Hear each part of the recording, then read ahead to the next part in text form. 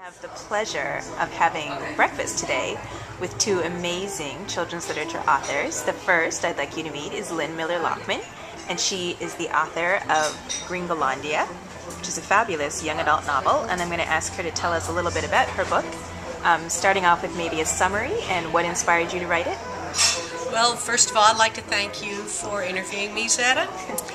And Gringolandia is the story of a 17-year-old refugee from Chile in the 1980s during the Pinochet dictatorship.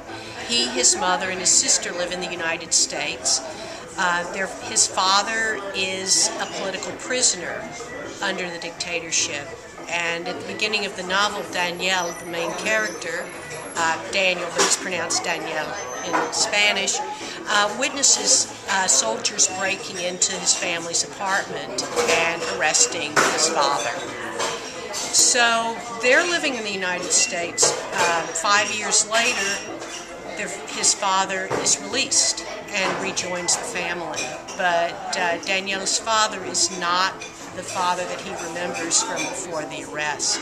And part of the conflict is that his father does not want to be in the United States. He wants to go back to Chile to continue the struggle for democracy.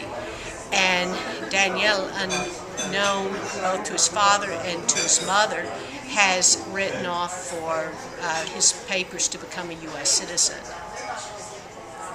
So, on the one hand, he wants to have a relationship with his father, who he hasn't seen for many years.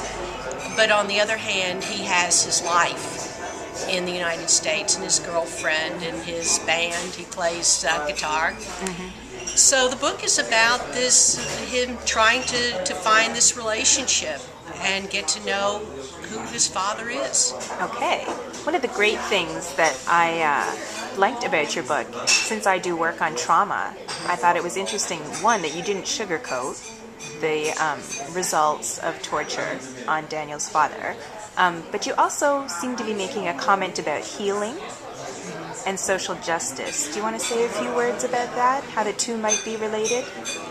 Well, I think that Daniel's quest for a relationship with his father, despite the fact that his father seems to rebuff him at every step, and he's sort of mediated in that. Initially, he makes an effort to reach his father. His father rejects it. The only time that there's a connection is when his father's talking about politics, and Daniel is listening to his father.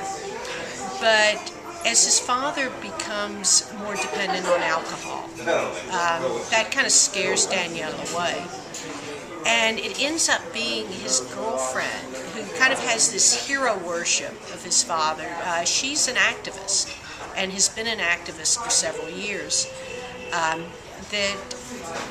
Through her relationship with his father, that Daniel is forced to look again at who his father is and to take the initiative, because he starts out kind of being passive and feeling guilty about his role in his father's arrest, and his coming of age is coming to realize his strength and his courage and the love that he has for his father that can be a source of healing.